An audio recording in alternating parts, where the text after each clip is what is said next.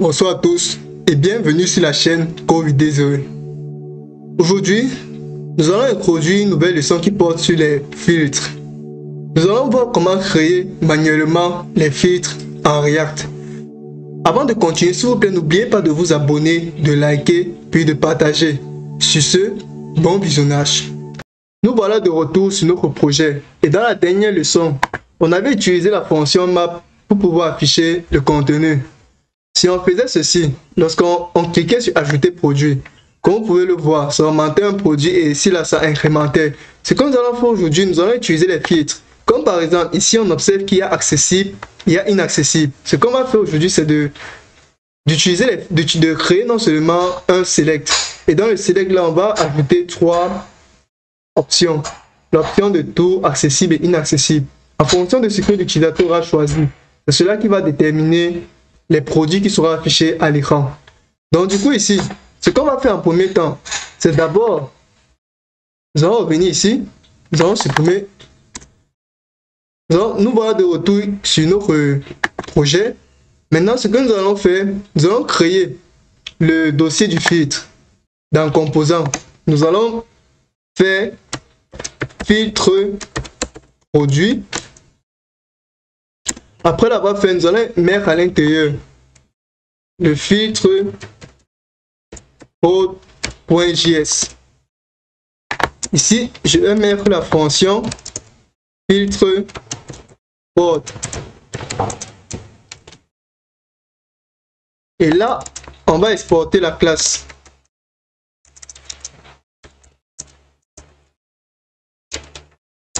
Ok, ici à l'intérieur, on va créer notre select. On va faire un return ici. On va return.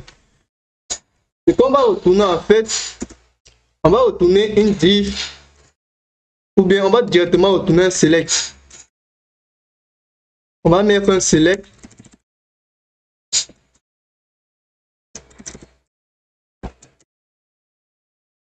Et ici à l'intérieur, nous allons mettre les options. Le premier sera value. On va donner ici accessible. Et on va mettre ici accessible. Le deuxième, on va copier ceci 3 fois. Le deuxième sera inaccessible. Et on va mettre ici inaccessible. Le troisième sera tout simplement tout. Et ici on va mettre tout. On va venir porter dans notre app.js. On va venir ici. On va venir mettre ici notre filtre prod. On revient sur notre navigateur. On observe qu'il s'est ajouté du côté-ci. On va essayer de faire descendre ça un peu ici en bas pour qu'il soit un peu agréable. Donc ce qu'on va faire, on va venir dans filtre produit et créer un CSS. On va dire filtre prod.css. Et ici à l'intérieur, on va importer. On va dire import. On va importer le filtre prod.css. Maintenant ici, on va venir prendre notre select. On va dire select. Ou bien on va mettre une div. On va mettre une div, c'est mieux. On va mettre une div ici. Et la div, si on va donner un class name. Le class name ici, en fait, qu'on va donner, on va dire filtre position. Vous pouvez donner ce que vous voulez. Je vais couper ceci. Et je vais venir mettre ceci à l'intérieur. Puis position, on va copier ceci et venir dans notre CSS. On va venir coller ceci. Puis après l'avoir fait, ce qu'on va maintenant faire, c'est de changer sa position. On va dire position relative. Maintenant, après avoir fait ceci, on va donner sa position. Il est relatif au body. Donc du coup, on va mettre un top. On va dire 400 pixels. Et on va donner un left. On va donner un left de 40%. On regarde sur notre navigateur à quoi ça ressemble.